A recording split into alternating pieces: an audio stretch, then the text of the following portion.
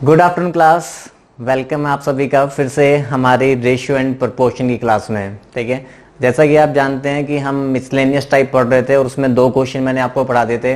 तो कुछ miscellaneous type के और मैं 2-4 क्वेश्चन आपके लिए और अच्छे क्वेश्चन लेके आया हूं। ठीक है, तो उनको हम सॉल्व करेंगे और उसके बाद जो हमारा एक छोटा सा पार्ट प्रोपोर्शन वाला पार्ट बचा हुआ है उसको हम सॉल्व करेंगे। फिर हमारा जो रेशियो एंड प्रोपोर्शन चैप्टर है वो क्या हो जाएगा, फिनिश हो जाएगा। मतलब जितने मैं कंसेप्ट आपको समझा सकता हूँ वो मैंने आपको फिर समझा दिए हैं सारे। ठीक है, उसके बाद जो आपका रोल रहेगा वो क्या रहेगा, प्रैक्टिस करने वाला, उसके ऊपर हार्ड वर्क करने वाला आपका काम रहेगा। ठीक है, तो क्वेश्चन देखिए मिसलेनियस टाइप का हमारा ये तीसरा क्वेश्चन है।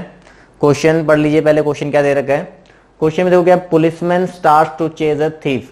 मतलब पुलिस जो है वो किसके पीछे भाग रही है, चोर के पीछे भाग रही है। ठीक है, when the thief goes 10 step the policeman moves 8 step. लेकिन जब वो कह रहा है थीफ 10 स्टेप लेता है उतनी देर में पुलिस वाला सिर्फ 8 ही स्टेप ले पा रहा है। जितनी देर में थीफ 10 स्टेप लेता है उतनी देर में चोर क्या है, 8 स्टेप ही ले पा रहा है। आगे कह रहा है but 5 steps of the policeman is equal to 7 steps of the thief. लेकिन जो पुलिस वाले के 5 स्टेप है ना वो चोर के 7 स्टेप के बराबर हैं। तो आपको ये बताना है find the ratio of the speed of the policeman and the thief. तो पुलिस और चोर की आपको स्पीड की रेशियो निकालनी है, तो निकाल दीजिए। हाँ जी, बनाइए बनाइए, क्या बनेगा। सिर्फ 5 सेकंड, 5 सेकंड के अंदर अंदर आपका आंसर आ जाएगा। हाँ जी, चोर पुलिस। चोर पुलिस बचपन में खेला होगा ना आप सभी ने, बचपन में चोर पुलिस खेला होगा। वो फिर खेलते हैं tippy tippy tap what colour you want. ठीक है, और कौन सा खेला है, ऊंच नीच का पापड़ा, वो भी खेला होगा, है ना। चलिए तो बताइए चोर पुलिस जिसने खेला है क्या आंसर बनेगा।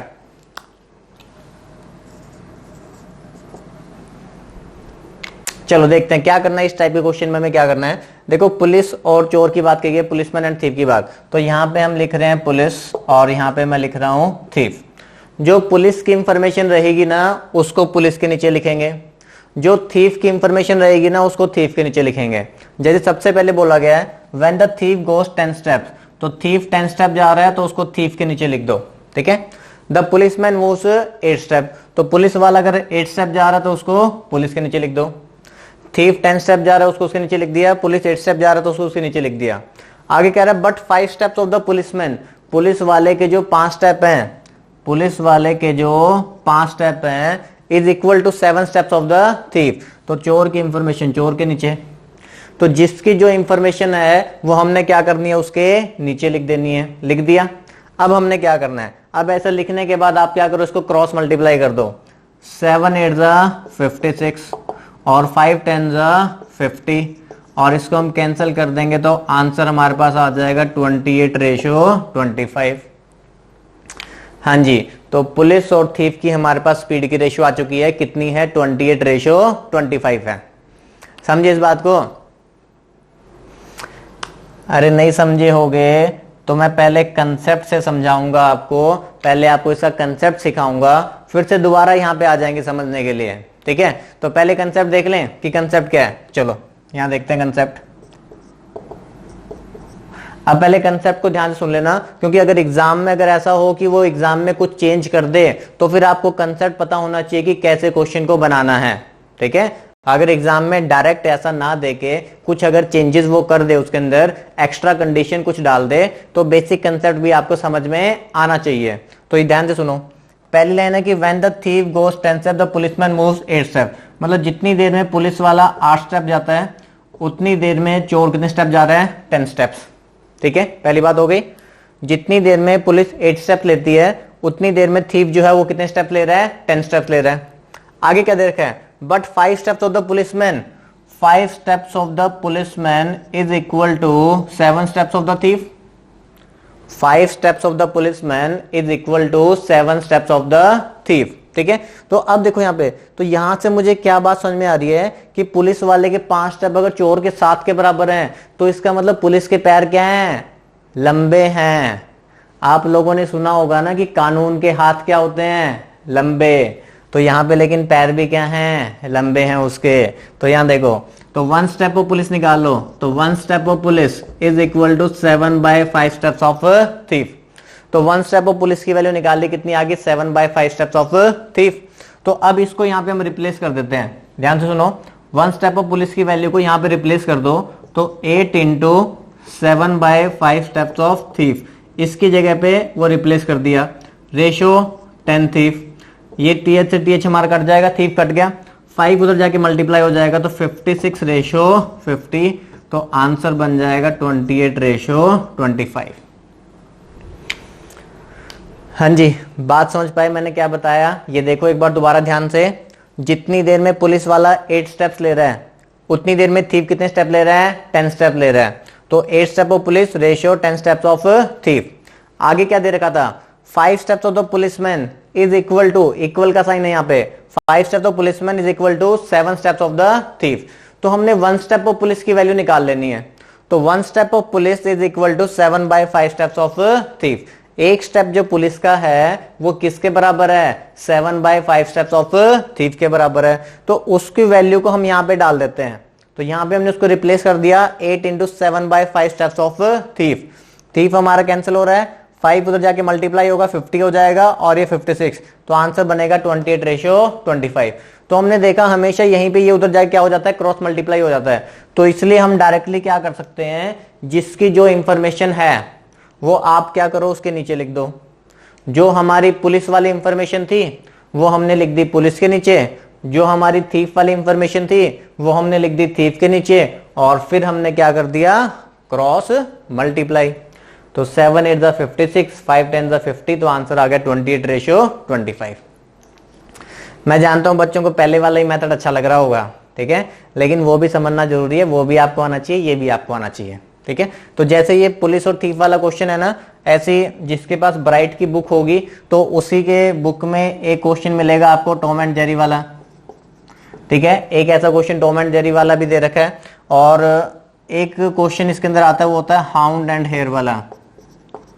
हाउंड एंड हेयर, देखो एक तो टॉम एंड जेरी कार्टून देखते हो सभी? देखते हो ना, सभी कार्टून देखते हो ना। आजकल खाली बैठे बैठे क्या कर रहे होगे?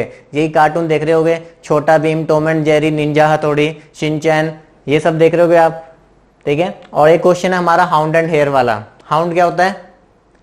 हाउंड होता है शिकारी कुत्ता, ठीक है, और हेयर क्या होता है? रैबिट, खरगोश, ठीक है। तो ये दो क्वेश्चन और हैं बिल्कुल सिमिलर इसी टाइप के क्वेश्चंस हैं, ठीक है। तो ये बिल्कुल आपने इसी मेथड से ही करने हैं, उसके अंदर भी कोई चेंजेस नहीं है। मार्केट में भी ये 2-3 क्वेश्चन ही घूम रहे हैं इस टाइप के, ठीक है। तो अगर आपको ये टाइप क्लियर है तो नेक्स्ट क्वेश्चन पे चलें। हाँ जी, क्लियर हो गया सभी को? और ये क्वेश्चन आप लोगों ने बना लेने हैं, जिसके पास बुक है वो बना सकता है। चलिए नेक्स्ट टाइप पे चलते हैं।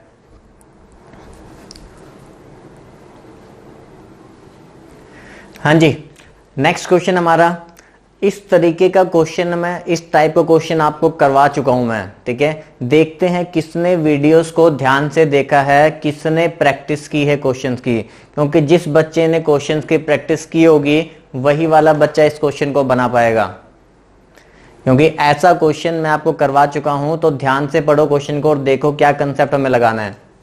इन a coloured picture of blue and yellow colour, blue and yellow color is used in the ratio 4:3. If in upper half blue ratio yellow is 2:3, then find the ratio blue and yellow in lower half. हाँ जी, याद करो ऐसा question हमने कहाँ पे किया था और क्या कंसेप्ट वहां पे यूज किया था। थोड़ा मैं आपको हिंट देता हूं, हमने टाइप 1 के जो हमारे क्वेश्चन थे मिल्क वाटर वाले, तो वहां पे मैंने आपको एक नॉर्दर्न हेमिस्फीयर और साउदर्न हेमिस्फीयर वाला क्वेश्चन करवाया था। तो उसी कंसेप्ट के ऊपर ये क्वेश्चन भी है। बनाइए जरा, आप किसका आंसर आएगा। हाँ जी, अब नोटबुक को पीछे ना पेज पलट पलट के देखने लग गए होंगे कहाँ था वो question, northern hemisphere southern hemisphere वाला, क्योंकि रिवाइज तो किया नहीं होगा। रिवाइज किया होता तो आंसर आ गया होता। देखो जरा क्या था आंसर और कैसे किया था हमने। अर्थ बनाई थी ना, दुनिया गोल है, तो यहां पे भी एक गोला बना लो।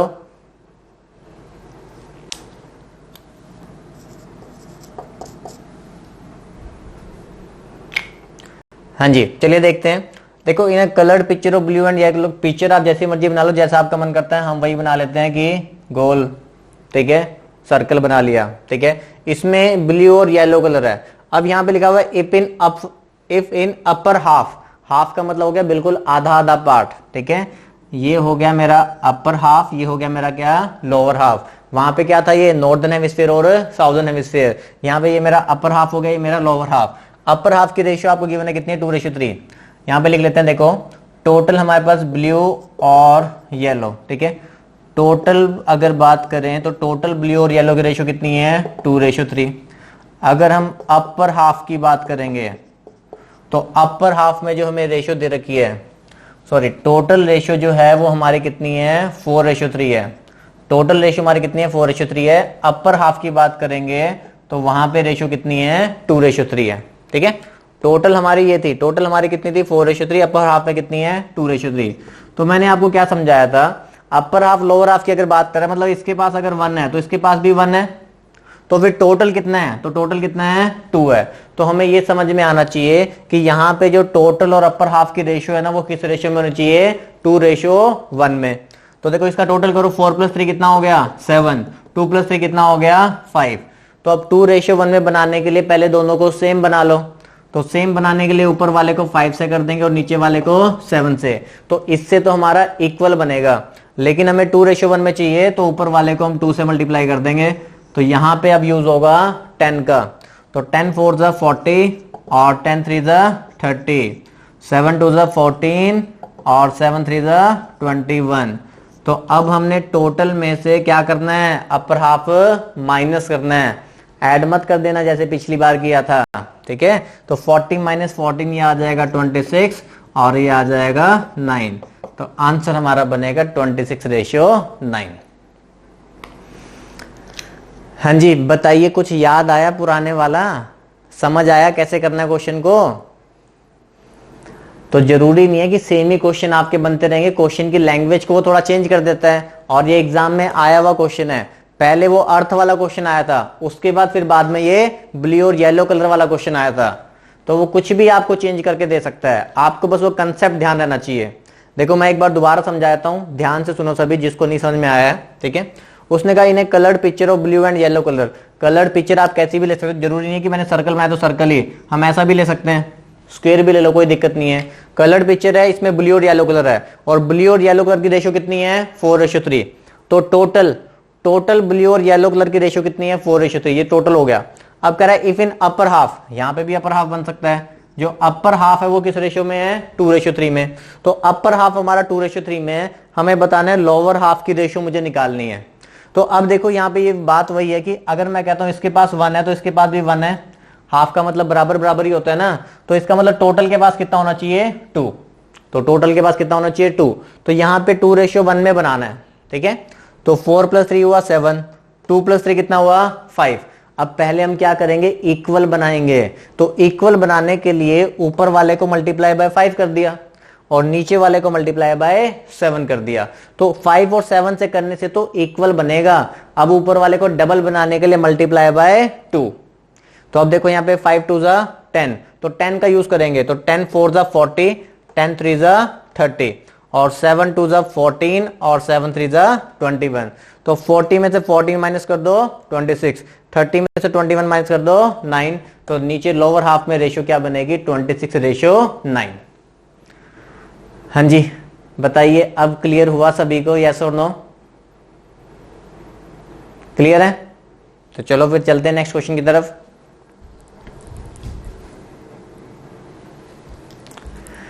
हाँ जी, नेक्स्ट क्वेश्चन हमारा देखो इस टाइप का क्वेश्चन भी अगर आपने प्रीवियस पेपर देखे होंगे तो इस टाइप का क्वेश्चन भी आपको काफी बार देखने को मिला होगा, ठीक है। तो फिर मैंने सोचा कि एक क्वेश्चन आपको इस टाइप का भी मैं बता ही देता हूं, ठीक है। यहाँ पे क्या होता है ना, एक तो ये ऐसे आता है, किसी में यहाँ पे स्क्वायर लगा देगा, किसी में यहाँ पे क्यूब लगा देगा, बात क्वेश्चन में सेम ही रहते हैं, कुछ फर्क नहीं पड़ता, ठीक है। तो बनाओ जरा क्वेश्चन में क्या बनेगा। दे क्या रखा है, P/Q, R/S, T/U, हमें कितना गिवन है, 2:3। सबकी रेशियो में क्या दे रखी है, 2:3। Then find the ratio of MP + NR + OT, ratio का साइन MQ + NS + OU। तो इसके साथ क्या रेशियो बनेगी वो आपको बताना है, इसकी रेशियो बतानी है, इसके साथ क्या बनेगी तो वो आपको बताना है। बताइए, सिर्फ 2 सेकंड का सवाल है, 2 सेकंड में ही आंसर आ जाता है। एक बार आपने इसका कंसेप्ट समझ लिया तो अगली बार आपको 5 सेकंड 2 सेकंड से ज्यादा नहीं लगेंगे। हाँ जी, तो क्या आंसर बनेगा?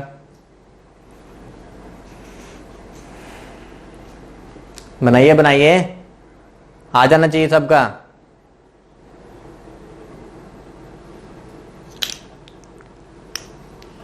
चलिए देखते हैं क्या रहेगा। देखो यहां पे पहले इसका मतलब मैं यहां पे लिखता हूं, देखो P रेशो Q 2:3, फिर R रेशो S वो भी 2:3, और फिर T रेशो U वो भी क्या है आपका 2:3। सबकी रेशो सेम ही है, 2:3 है। अब यहां पे एक चीज देखो, जो P और R और T, P R और T, इस सब के लिए रेशो कितनी है? 2 है। P R और T के लिए रेशो कितनी है? 2 है।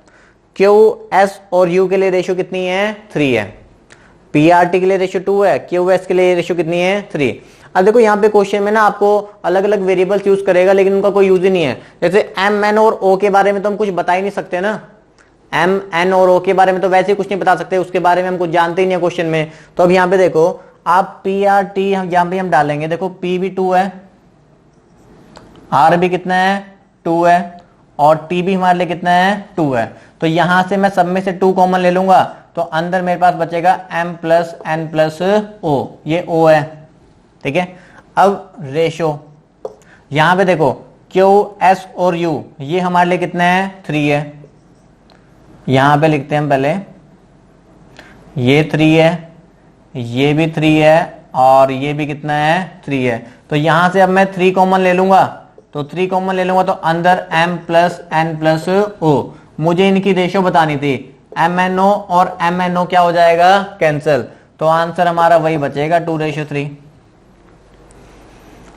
हाँ जी, समझे इस बात को? क्वेश्चन में अब हमें क्या दे रखा था, ठीक है, दोबारा एक बार देख लो ध्यान से। क्वेश्चन में कुछ भी नहीं था, अगली बार आएगा तो आप सीधा ही मार्क कर दोगे, हमें 2:3 दे रखा है तो 2:3। अगर हमें यहाँ पे कोई स्क्वायर वगैरह लगा के दे रखा होगा तो हम इनका स्क्वायर कर देंगे, क्यूब लगा के दे रखा होगा तो हम क्यूब कर देंगे, ठीक है।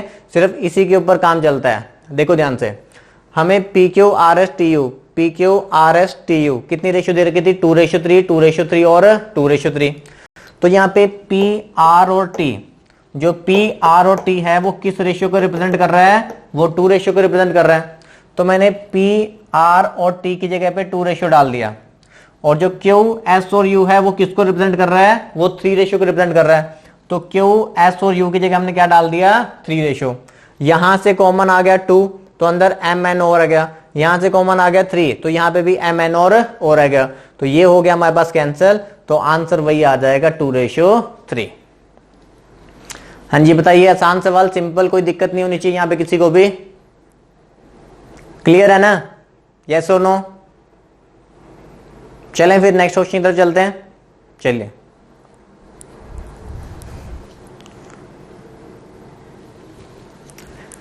हाँ जी, तो नेक्स्ट क्वेश्चन मिसलेनियस टाइप का हमारा लास्ट क्वेश्चन है, ठीक है। मिसलेनियस टाइप का लास्ट क्वेश्चन है, उसके बाद प्रोपोर्शन वाला पार्ट स्टार्ट करेंगे, ठीक है। तो बना दीजिए, क्वेश्चन आसान है एग्जाम में, लेकिन आया हुआ मेंस 2017 के मेंस में ये क्वेश्चन आया था, ठीक है। बनाइए, इस टाइप का क्वेश्चन मैं आपको करवा भी चुका हूं, बस उसमें थोड़ा सा एक और एक्स्ट्रा दे रखा है आपको। तो बनाओ क्वेश्चन को, क्या दे रखा है। क्वेश्चन में पढ़ देता हूं। क्वेश्चन में दे रखा है, when ticket price to water park are increased in the ratio of 11:12, water park के टिकट प्राइस को बढ़ा दिया गया, then the number of daily visitors to the park fall in the ratio of 8:7। तो जो विजिटर्स आते थे, अरे अगर उन्होंने प्राइस बढ़ा दिया तो विजिटर्स ने आना क्या कर दिया? कम कर दिया। अब वो कह रहे the daily revenue before the increase होने से पहले कितना मिल रहा था? 1,76,000, ठीक है। Then find the daily revenues after increase in ticket price. तो अब उसका डेली रेवेन्यू क्या होगा वो आपको बताना है। तो बनाइए इस क्वेश्चन को सभी।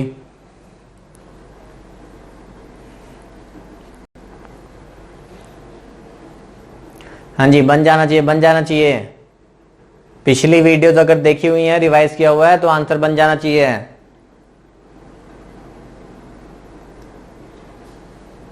कुछ ना कुछ करते रहा करो, आसान क्वेश्चन है, सिंपल, कुछ ना कुछ करते रहो, अपने आप आंसर बन जाएगा। और कंसंट्रेशन, कंसंट्रेशन सारे यही होनी चाहिए पढ़ने में। जब आप अगर वीडियो देखने बैठते हो तो आपकी सारी कंसंट्रेशन यहीं पे होनी चाहिए। ये नहीं कि नमकीन बिस्कुट भी साथ में लेके बैठे हुए हो, थोड़ी थोड़ी नमकीन चल रही है, कोई बिस्कुट खा रहा है, कोई दूध पी रहा है, ठीक है, तो वो छोड़ दो। 1 घंटा जब बैठते हो पढ़ने तो सिर्फ पढ़ने के लिए बैठा करो, नमकीन बिस्कुट बाद में खा लेना। चलो देखते हैं क्या आएगा। देखो वो कह रहा है टिकट का प्राइस बढ़ा दिया गया, मतलब अगर टिकट पहले 11 रुपए की थी तो अब कितने की कर दी गई, 12 रुपए की। टिकट पहले 11 रुपए की थी तो अब कितने की मिल रही है, 12 रुपए की। लेकिन जो विजिटर्स हैं वो हमारे कम हो गए, कि पहले अगर 8 विजिटर्स थे तो अब कितने आ रहे हैं, 7 आ रहे हैं। ऐसे ही मैंने आपको एक वेजेस वाला क्वेश्चन भी कराया था ना, कि वर्कर्स जो है कम हो गए, वेजेस बढ़ गई हैं, तो उसी टाइप का तो क्वेश्चन है ये भी। पहले जो टिकट का प्राइस था वो 11 रुपए था, अब कितना है, 12 रुपए। लेकिन पहले विजिटर्स आते थे 8 और अब विजिटर कितने आते हैं, 7। तो देखो पहले वाला रेवेन्यू जब 11 रुपीज प्राइस था तो 8 विजिटर्स आ रहे थे, तो 11 इंटू 8 कितना हो जाएगा, 88। तो उस टाइम पे आपको टोटल रेवेन्यू, तो उस टाइम पे में टोटल रेवेन्यू, ये हमारे क्या है, ये प्राइस है, ये क्या है, हमारे विजिटर्स हैं, ठीक है। तो प्राइस को विजिटर से मल्टीप्लाई किया तो टोटल रेवेन्यू आ गया 88, और यहाँ पे 12 7 कितना होता है, टोटल रेवेन्यू आ गया 84। कैंसिल कर दो, इसको मिनिमाइज कर दो, तो रेशियो हमारे पास क्या बन जाएगी, 22:21। इतनी बात समझ में आ गई, ठीक है। देखो ये प्राइस था, पहले प्राइस था 11, अब प्राइस कितना हो गया, 12। विजिटर्स पहले कितने थे, 8, अब विजिटर कितने हो गए, 7। तो जब प्राइस 11 था तो 8 विजिटर्स थे, तो 11 इंटू 8 कितना हो जाएगा, 88। अब 12 7 था कितना हो जाएगा, 84। तो टोटल रेवेन्यू पहले इतना मिल रहा था, अब इतना मिल रहा है। कैंसिल कर दिया, रेशियो बन गई, 4 से कैंसिल कर दिया, तो 4 से कैंसिल किया तो 22 आ गया, और यहां कितना आ गया, 21। तो अब देखो इस वाले रेवेन्यू की आपका प्राइस दे रखा है कि पहले मुझे 1,76,000 मिलता था, तो मैं कह दूं 22 रेशियो की वैल्यू कितनी है, 1,76,000। तो 1 रेशियो की वैल्यू पूरा पूरा किस पे काट देगा, ये इसको पूरा पूरा 8 पे कैंसिल हो जाएगा। 22 8 का कितना होता है, 176। तो 1 रेशियो की वैल्यू कितनी हो जाएगी, 8000। तो 1 रेशियो की वैल्यू हमारी कितनी आ गई, 8000। हमें 21 रेशियो निकालना है, तो 21 रेशियो कितना हो जाएगा, 1,68,000।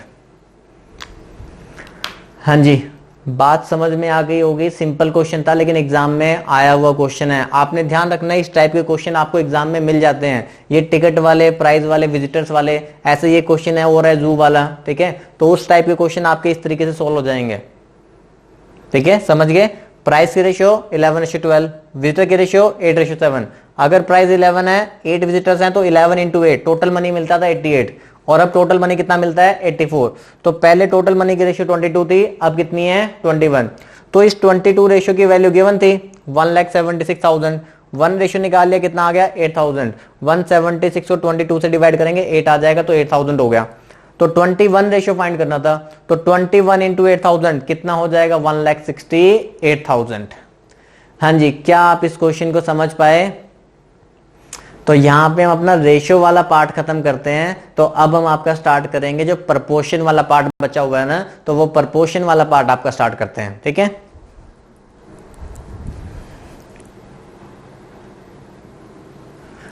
हाँ जी, तो अब हमने देखो प्रपोर्शन वाला पार्ट स्टार्ट करना है। प्रपोर्शन का मतलब ये देखो रेशियो जैसा ही है, प्रपोर्शन का मतलब ये होता है हिस्सा, किसको कितना हिस्सा मिलेगा, ठीक है, किसका कितना शेयर है, ठीक है। जैसे अगर एक केक काट रहे हैं, ठीक है, 5 फ्रेंड्स खड़े हुए हैं, एक केक काट रहे हैं, केक काटने में तो उसको किसको कितना हिस्सा मिलना है, ठीक है। तो उसका क्या होगा, भाई ये तेरा प्रपोर्शन है, ये उठा ले, ये तेरा प्रपोर्शन है। वैसे तो हम सारे केक उठा लेते हैं, सारा हमारा है, ठीक है, लेकिन हमने यहाँ पे क्या करना है, प्रपोर्शन, किसको कितना हिस्सा मिलने वाला है वो देखना है, ठीक है। तो यहाँ पे देखो 2-3 बातें पहले हमने सीखनी है। जैसे अगर हम कहते हैं 4 numbers ABCD are in proportion, ठीक है। अगर क्वेश्चन में आपको एक लाइन लिखी हुई है, क्या लिखा हुआ है, 4 numbers ABCD are in proportion, तो मुझे बताओ 4 नंबर प्रपोर्शन में होते कब हैं, 4 नंबर हमारे प्रपोर्शन में कब होंगे। तो 4 नंबर हमारे प्रपोर्शन में कब होंगे, when A/B is equal to C/D। 4 number अगर हमें दे रखे हैं तो वो 4 नंबर प्रोपोर्शन में कब होंगे, जब A रेशो B किसके बराबर बनेगा, C रेशो D के बराबर बनेगा। आगे एग्जांपल समझेंगे इसको, अभी देखो आगे। अब अगर बोला जा रहा है कि 3 numbers A B C are in proportion, 3 numbers A B C proportion में कब होंगे, तो 3 नंबर्स हमारे प्रोपोर्शन में कब होते हैं, जब वो कहेगा A ratio B is equal to B ratio C। 3 numbers हमारे प्रोपोर्शन में कब होंगे, जब हमें कहा जाएगा A ratio B is equal to B ratio C। तो इसका मतलब 3 नंबर्स हमारे क्या हैं, प्रोपोर्शन में। 4 नंबर कब थे, जब A रेशो B किसके बराबर हो जाए, C रेशो D के। 3 नंबर प्रोपोर्शन में कब होते हैं, जब A रेशो B किसके इक्वल हो जाए, B रेशो C के। और एक लाइन और होती है, एक बात और क्या होती है, mean proportional of 2 numbers A and B। Mean proportional of 2 numbers, 2 numbers का अगर मुझे मीन प्रोपोर्शनल निकालना है, ये 2 नंबर्स हैं A और B, इनका मीन प्रोपोर्शनल क्या होगा, तो वो हम कैसे फाइंड करते हैं, तो आप वो फाइंड करोगे under root of A into B करके। Mean proportional of 2 numbers A and B निकालना है, तो वो हमारा कैसे आएगा, under root of A into B। सबसे पहले देखो इसी के लिए एक छोटा सा सिंपल एग्जांपल पहले समझाता हूं, कि जैसे अगर आपको बोल दिया जाए 2 नंबर्स आपको दे दिए, एक नंबर आपको दे दिया 8 और एक आपको दे दिया 14। ध्यान से सुनो, मीन प्रोपोर्शनल निकालना है 2 नंबर का, किसका, 8 और 14 का। 14 यहाँ पे 18 लिख लो। मीन प्रोपोर्शनल निकालना है किसका, 8 एंड 18 का निकालना है, ठीक है। तो 2 नंबर आपको दे दिए 8 एंड 18, उसका आपको मीन प्रोपोर्शनल निकालना है। तो आप क्या करोगे, अंडर रूट ऑफ 8 इंटू 18, और 18 एट कितना होता है, 18 एट बताओ, आउट ऑफ सिलेबस की बात हो रही है ना, है ना। 18 एट कितना होता है, 144। तो 18 एट हमारा कितना होता है, 144। तो उसका मीन प्रोपोर्शनल मतलब ये रूट करेंगे तो कितना आ जाएगा, 12। तो 8 और 18 का जो मीन प्रोपोर्शनल है ना, वो कितना बनेगा, 12 बनेगा। बात समझ में आ गई। अगर हमें 2 नंबर्स का मीन प्रोपोर्शनल निकालना है, 8 और 18 था, इसका मीन प्रोपोर्शनल निकालना है, तो 8 और 18 का अंडर रूट, तो कितना आ जाएगा, 12। क्लियर यहां तक। देखो यहां पे एक चीज और सुन लो, 4 numbers A B C are in proportion, 4 number proportion में कब है, जब A ratio B equal to C ratio D। इसका मतलब ये होता है कि A upon B is equal to C upon D। 3 number A B C are in proportion, A ratio B equal to B ratio C, तो इसका मतलब होता है कि A upon B is equal to B upon C। ठीक है, बात समझ में आ गई। तो हम यहाँ पे ये भी कह सकते हैं B इंटू B, ये हमारा क्या रिप्रेजेंट करेगा कि B square is equal to AC। ठीक है, B square is equal to क्या हो जाएगा, AC हो जाएगा। इतना सभी ने नोट कर लिया पहले, हाँ जी, इतना सभी को क्लियर है। तो फिर नेक्स्ट क्वेश्चन पे चलें। ये कंसेप्ट अगर आपको इतना समझ में आ गया है तो अब इसके क्वेश्चन भी कर लेते हैं प्रोपोर्शन के। चलिए क्वेश्चन कर लेते हैं। हाँ जी, तो प्रोपोर्शन का पहला क्वेश्चन देखो क्या है, what number should be added to 6, 14, 18 and 38 so that resulting numbers makes a proportion. तो बताइए जरा, आसान सा क्वेश्चन है, आसान सा सवाल है, ठीक है, फटाफट से जल्दी से बना दो। वो कह रहा है what number should be added to, क्या नंबर ऐड कर दिया जाए, किसमें, चारों नंबर तो आपको गिवन ही है, ए बी सी डी चारों आपको दे रखे हैं। वो कह रहा है इनमें मैं कौन सा नंबर ऐड कर दूं कि ये हमारे जो रिजल्टिंग नंबर आए ना वो प्रोपोर्शन में आए। तो रिजल्टिंग नंबर प्रोपोर्शन में आने का मतलब क्या है, रिजल्टिंग नंबर प्रोपोर्शन में आने का मतलब है कि A रेशो B किसके बराबर होना चाहिए, C रेशो D के। और इसको अगर तो देखो सिंपल क्वेश्चन आता है, इसको ऑप्शन के थ्रू करेंगे तो हमारा और जल्दी हो जाएगा। जैसे मैं आपको पहला ऑप्शन 1 हो गया, दूसरा ऑप्शन 2, तीसरा ऑप्शन 3, चौथा ऑप्शन आपको 5, ठीक है, ऐसे आपको दे रखा है। A B C D आपको 4 ऑप्शन दे रखे हैं, 1 2 3 5, ठीक है। तो इसमें से हम ऑप्शन के थ्रू लगाएंगे तो आपका थोड़ा और जल्दी हो जाएगा। बनाइए जरा, कौन सा ऑप्शन बन रहा है। हाँ जी, क्या आंसर बनेगा हमारा,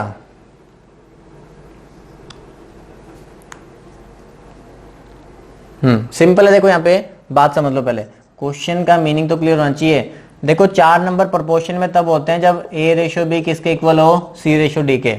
4 नंबर आपको ऑलरेडी गिवन है, एक आपको 6 दे रखा है, एक आपको 14 दे रखा है, एक आपको 18 दे रखा है और एक आपको क्या दे रखा है 38। ठीक है, तो अब देखो यहाँ पे, अब हमें पता है कि ये नंबर ऑलरेडी मतलब कि प्रोपोर्शन में नहीं है, मतलब ये रेशो इस रेशो के इक्वल नहीं है, तो नहीं है तो अब हम क्या करेंगे, ऑप्शन से उठा लो। उसने कहा कि what number should be added to, क्या नंबर उसमें ऐड कर दिया जाए।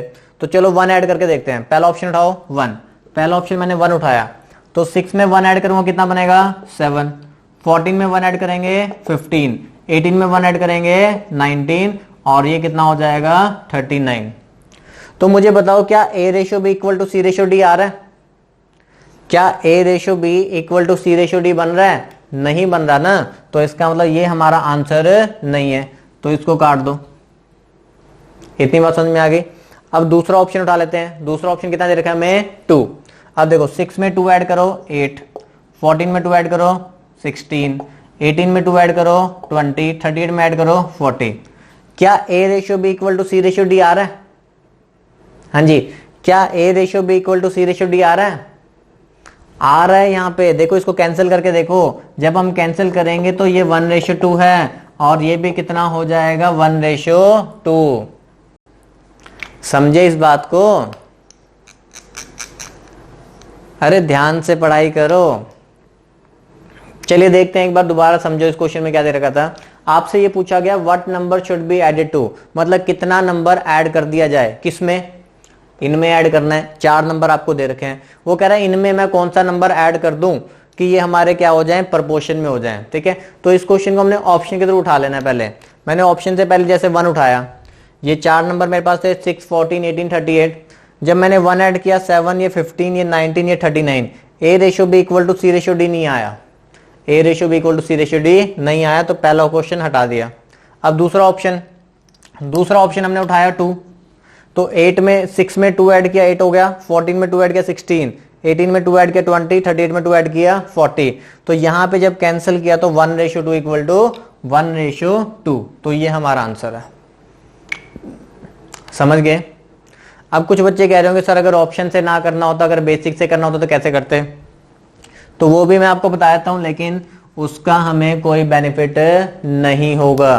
तो यहां समझो 6 + x 14 + x is equal to 18 + x upon 38 + x। देखो 4 नंबर तो हमारे प्रोपोर्शन में तभी होंगे ना जब A ratio B equal to क्या होगा, C रेशो D।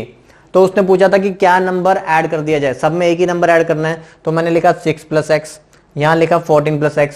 वो किसके बराबर आना चाहिए रेशो, 18 + x अपॉन 38 + x के। ठीक है, तो अब इसको अगर हम क्रॉस मल्टीप्लाई करेंगे, 18 को 14 से करोगे, 38 को 6 से करोगे, तो फिर आप ये मल्टीप्लाई करते रह जाओगे। और आप जानते हो कि आपकी कैलकुलेशन कितनी फास्ट है, कितनी स्ट्रांग है ना।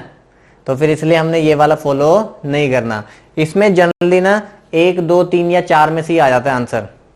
इसमें जनरली इतने ही नंबर होते हैं 1, 2, 3, 4 तक, बस इतना पॉइंट क्लियर हो गया।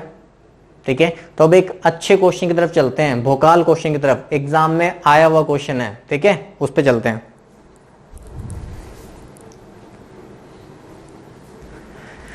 हाँ जी, आ गया है भोकाल, तो बनाइए इसको, क्वेश्चन को पढ़िए, पहले क्वेश्चन को ध्यान से देखिए, बनाइए। एग्जाम के मेंस में क्वेश्चन में आया हुआ क्वेश्चन है, ये भी 2018 में आया था शायद क्वेश्चन। ये क्वेश्चन मैं आपको बताता हूं, एक बार समझ लीजिए ध्यान से।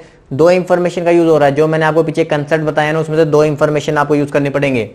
पहला कह रहा है if x is subtracted from each of the numbers, ये आपको नंबर्स दे रखे हैं, then the numbers obtained in this order are in proportion. तो जो नंबर मिलने चाहिए वो प्रपोर्शन में आने चाहिए, मतलब A रेशो B किसके बराबर होना चाहिए, C रेशो D के। अब कह रहा है what is the mean proportional between 7x - 5 and x + 1। ये वाला x, ये वाला x है। ठीक है, तो बनाइए जरा क्वेश्चन को, क्या आंसर आएगा। इंतजार कर रहा हूं मैं 30 to 45 सेकेंड, 45 सेकेंड आपको दिए बनाने के लिए। बनाइए क्वेश्चन को। 15-20 सेकेंड तो मैंने भी क्वेश्चन में पढ़ने में लगा दिए, 15-20 सेकेंड आपके पास और है बनाने के लिए। सबसे पहले तो ऊपर वाले 4 नंबर्स में आपने देखना है, जो ऊपर वाले 4 नंबर्स दे रखे हैं उसमें से मैं क्या माइनस कर दूं, ऊपर वाले 4 नंबर में से मैं क्या माइनस कर दूं कि A ratio B equal to C ratio D आ जाए। तो जो नंबर आपका माइनस करके A ratio B equal to C ratio D बनेगा वो नंबर आपको यहां पे डालना है, वो नंबर हमें क्या करना है, यहां पे डालना है और हमें बताना है मीन प्रोपोर्शनल। चलिए बनाइए, कौन बनाएगा, करो करो शाबाश, ट्राई करो।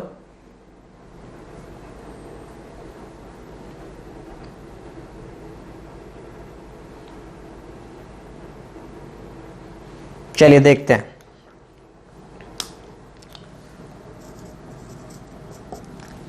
हाँ जी देखो, if x is subtracted from each of the numbers, देखो अब ये है आपके पास 20 रेशो 37 इक्वल टू 54 रेशो 105, ठीक है। अब यहाँ पे जिस बच्चे की कैलकुलेशन अच्छी होंगी, जिसको टेबल्स के नंबर्स दिखाई देते होंगे, तो वही जल्दी से बना पाएगा, क्योंकि अब तो मैं ऑप्शन से भी उठा के नहीं डाल सकता ना। और इस बार क्या लिखा हुआ है, if x is subtracted from each of the number, इनमें से मैं क्या माइनस कर दूं, इनमें से मैं क्या माइनस कर दूं कि A ratio B equal to C ratio D आ जाए, इनमें से मैं क्या माइनस कर दूं कि A ratio B equal to क्या आ जाए, C रेशो D।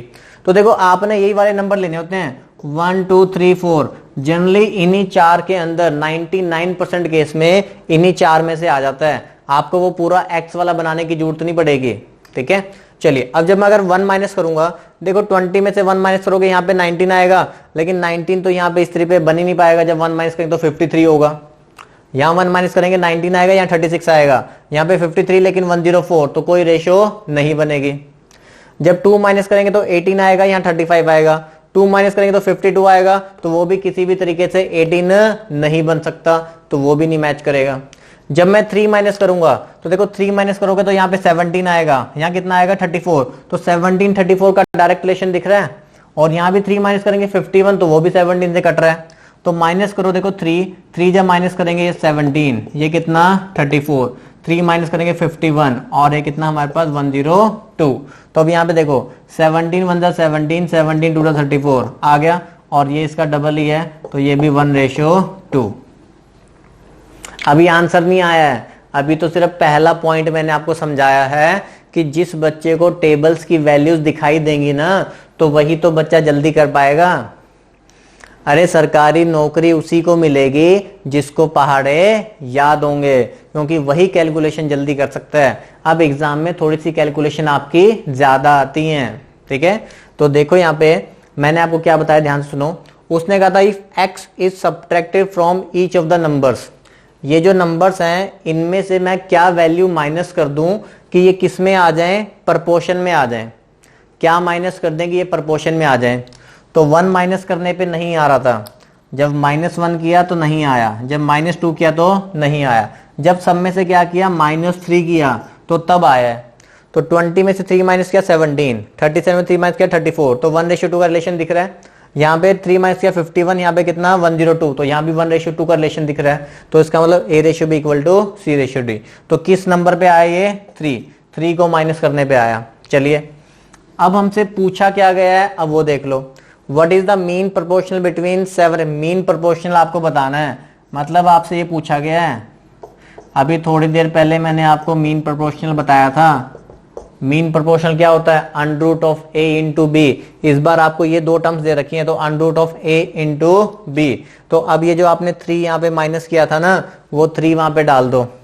3 यहाँ पे डालेंगे, 7 3 21, 21 माइनस 5 कितना होगा 16, और 3 + 1 कितना होगा 4, 16 4 64 होता है, तो हमारे पास आंसर आ जाएगा 8। हाँ जी बताइए, बात को समझ में पाए। प्रपोर्शन की 2 चीजें यहां पे यूज हुई हैं, एक तो सबसे पहले वाला और एक तीसरे वाला, ठीक है। क्लियर हुआ यहां तक, यस और नो बता दो पहले।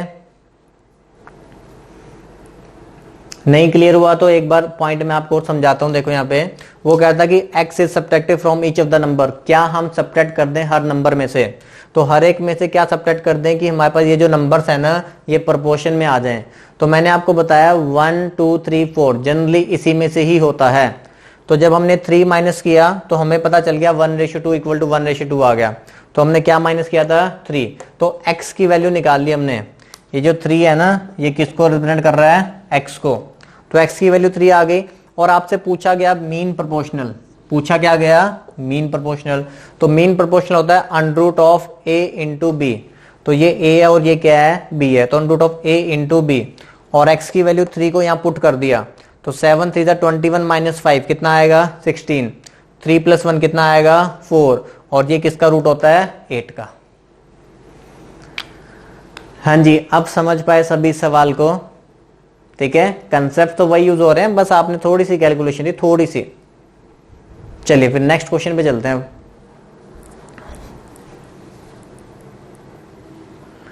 हाँ जी, नेक्स्ट क्वेश्चन बिल्कुल आसान क्वेश्चन और एग्जाम में आया हुआ क्वेश्चन, ठीक है। आसान क्वेश्चन भी एग्जाम में आ जाते हैं, लेकिन उसके लिए वो कंसेप्ट पता होना चाहिए बस, क्योंकि यहाँ पे लिखा हुआ है what is the fourth proportional. तो फोर्थ प्रोपोर्शनल अब वही बच्चा फाइंड करके पाएगा ना जिसको पता होगा कि 4 नंबर प्रोपोर्शन में कब होते हैं। तो वो मैंने आपको बता दिया 4 नंबर प्रोपोर्शन में कब होते हैं, जब a/b किसके बराबर हो, c/d के। तो फोर्थ प्रोपोर्शनल फाइंड कर दो इन 3 नंबर्स का। पहला नंबर a है आपका 189, b है 273, c कितना है 153, d आपको फाइंड करना है। जिसकी कैलकुलेशन अच्छी होंगी उसी का आंसर जल्दी आएगा। एग्जाम में सेम क्वेश्चन ऐसा होता है, सेम ही वैल्यूज भी सेम है, जिसकी कैलकुलेशन अच्छी होंगी वही जल्दी आंसर देगा।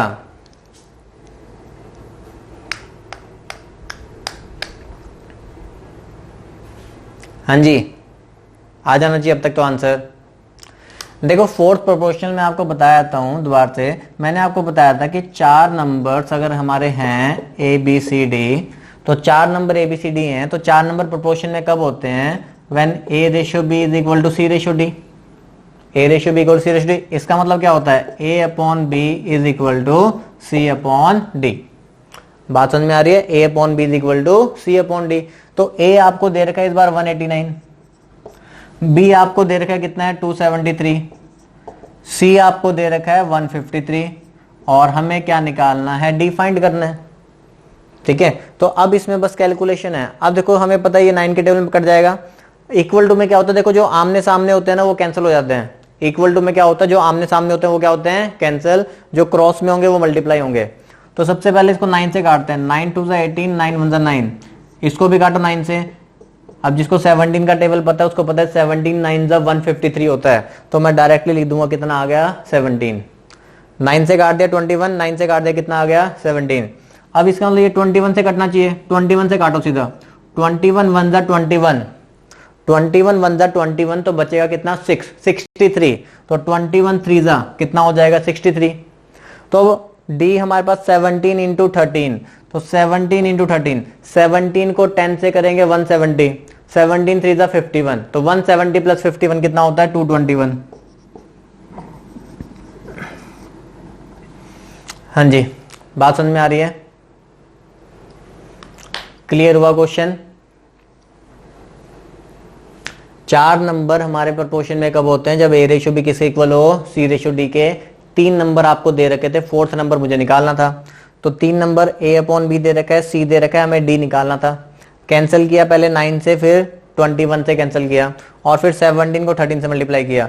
ये जो 2 डिजिट वाले मल्टीप्लिकेशन होता है ना, ये आपको ओरली बनाने होते हैं। मतलब मैंने कैसे किया था, देखो 17 को हमने 10 से किया, मन में ही कर लिया 170, 17 को मैंने 3 से किया, कितना हुआ 51, तो ऐड करेंगे तो कितना बनेगा 221। ये कैलकुलेशन तो आपने अपने मन में, आपने अपने दिल में ही कर लेनी है, ठीक है। हर चीज को लिखने की जरूरत नहीं होती, कुछ मन में भी कर लिया करो। समझ में आ गया इतना? तो चलो फिर अब हम रेशियो एंड प्रोपोर्शन के अपने लास्ट क्वेश्चन की तरफ चलते हैं, ठीक है। तो आखिरी क्वेश्चन पे चलते हैं।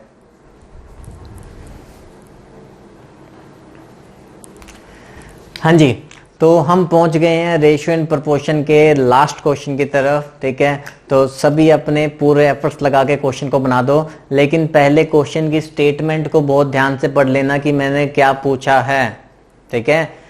क्वेश्चन एग्जाम में आया हुआ क्वेश्चन है, वैल्यू शायद चेंज हो सकती है, वैल्यूज मैंने अपनी तरफ से लिख दी हैं, लेकिन एग्जाम में इस टाइप का क्वेश्चन पूछा गया था, ठीक है। तो बनाइए जरा क्या आंसर बनेगा।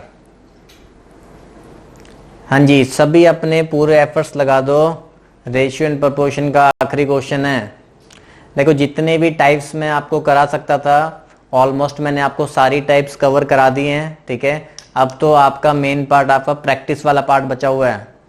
जिसको भी अगर कहीं पे भी कोई भी डाउट होता है तो वीडियोस को दोबारा से रिवाइज कर करके देखा करो। अगर आपने 2 बार वीडियो सारी देख ली ना तो आपको मतलब कि सारे कंसेप्ट क्लियर हो जाएंगे। उसके बाद आप कहीं से कुछ भी क्वेश्चन बनाते रहो तो वो तो आपकी प्रैक्टिस है। जितना ज्यादा आप प्रैक्टिस करोगे उतना ज्यादा आपको आता जाएगा, ठीक है। मैंने पहले ही बताया था किसी की भी यूट्यूब वीडियो देखने से आप नहीं सीख सकते। यूट्यूब वीडियोस को देखने के बाद उनके ऊपर क्या करनी होती है, प्रैक्टिस करनी होती है। जब आप खुद से अपने हाथ से प्रैक्टिस करोगे ना तो तभी तो आपके आंसर निकलना स्टार्ट होंगे और तभी आप एग्जाम में भी जल्दी क्वेश्चन बना पाओगे, ठीक है। तो सिर्फ देखने देखने से कुछ नहीं होगा, अपने हाथ से सॉल्व करने की आदत डाल लो अब, ठीक है। स्टार्ट कर दो। जिसने पीछे प्रॉफिट एंड लॉस के चैप्टर अगर नहीं देखे हैं तो प्रॉफिट एंड लॉस वाली सारी वीडियोस को देखो, उसको प्रैक्टिस करो। जिसने पीछे वाले रेशियो एंड प्रोपोर्शन के लेक्चर्स नहीं देखे हैं उनको भी देखो, रिवाइज भी करो। चलिए अब तक तो आंसर बन चुका होगा अगर ध्यान से बनाया होगा तो। देखो पहली लाइन में लिखा what is the ratio of the third proportional. इस बार थर्ड प्रोपोर्शनल की बात की है। 3 नंबर मैंने आपको बताया था कि A B C are in proportion, ठीक है। पूरा लिख के आपको एक्सप्लेन कर रहा हूं मैं। 3 numbers A B C proportion में उसका मतलब होता है A ratio B equal to B ratio C, मतलब A upon B is equal to B upon C. ये मैंने आपको बताया था। इस क्वेश्चन में लिखने की जरूरत नहीं है लेकिन मैंने आपको समझाने के लिए लिख दिया बस, ठीक है। वैल्यूज भी बहुत आसान है, 4 upon 8 is equal to 8 upon C. तो यहां से मेरे पास सी की वैल्यू आ जाएगी, कितनी आ गई, 16, ठीक है। What is the ratio of the third proportional, ठीक है। उसने रेशियो में बताने किसकी, थर्ड प्रोपोर्शनल जो यहां से निकलेगा टू द मीन प्रोपोर्शनल। अब आपने मीन प्रोपोर्शन निकालना है किसका, 16 और 9 का। अब मैंने आपको बताया था mean proportional of 2 numbers A and B. इस बार 2 नंबर कौन से आपके, 16 और 9 है। तो under root of A into B होता है, तो अंडर रूट ऑफ 16 इंटू 9, 16 9 जा होता है 144। हाँ 16 9 का कितना होता है, 144। तो यहां से वैल्यू कितनी आ गई, 12। तो वो कह रहा है कि यहां से जो 16 मिला ना और यहां से ये जो 12 मिला इसकी मुझे रेशियो बतानी है। तो 4 से काट दो तो रेशियो हमारे पास आंसर आ जाएगा 4:3। हाँ जी, समझ पाए इस आखिरी क्वेश्चन को। आखिरी क्वेश्चन ध्यान से समझना है तो इसलिए मैं आपको एक बार और समझा देता हूं, ठीक है। देखो पहले इतनी line what is the ratio, ratio निकालनी 2 चीजों के बीच में, लेकिन कौन सी 2 चीजें, वो कह रहा है ratio of the third proportional to 4 and 8। 4 and 8 का थर्ड प्रोपोर्शनल, 4 और 8 का थर्ड प्रोपोर्शनल निकालना था तो वो हमने निकाल लिया, कितना आ गया, 16। और कह रहा है उसकी रेशियो बताने के साथ मीन प्रोपोर्शनल बिटवीन 16 एंड 9। तो 2 नंबर्स का mean proportional under root of A into B, तो वो कितना आ गया, 12। तो 16 और 12 की हमें रेशियो निकालनी थी तो हमारा आंसर बन गया 4:3। हाँ जी, तो बताइए आप सभी को समझ में आ गया। रेशियो एंड प्रोपोर्शन के लेक्चर्स आप सभी को अच्छे लगे, आप सभी को क्लियर हो गए हैं। तो अगर आप सभी को लेक्चर्स अच्छे लगे हैं तो सभी वीडियोस को लाइक किया कीजिए। जो ऑनलाइन देख रहा है इस टाइम 1 से 2 के बीच में, उन्होंने तो लाइक करना ही है। जो बच्चे बाद में वीडियोस देखते हैं वो भी लाइक किया करो। अगर वीडियो देखते हो, अगर पसंद आती है तो लाइक भी कर दिया करो। अगर नहीं पसंद आती है तो मत करो, लेकिन अगर अच्छी लगती है तो आपने वीडियोस को लाइक करना है। और देखो आगे फर्दर के कौन से मतलब चैप्टर्स आने हैं तो उसके लिए अकेडमी के चैनल को सब्सक्राइब भी कर लो, बेल आइकन भी दबा दो, ठीक है। और वीडियोस को शेयर भी किया करो सबके साथ। तो नेक्स्ट चैप्टर जो मोस्ट प्रोबेबली जो हमने स्टार्ट करना है वो कंपाउंड इंटरेस्ट का चैप्टर स्टार्ट होगा, ठीक है। तो कंपाउंड इंटरेस्ट चैप्टर स्टार्ट करने से पहले थोड़ा परसेंटेज वाला पार्ट सीखेंगे और फिर कंपाउंड इंटरेस्ट भी उसी दिन हम चैप्टर को स्टार्ट कर देंगे, ठीक है। तो तब तक के लिए thank you, bye bye, okay.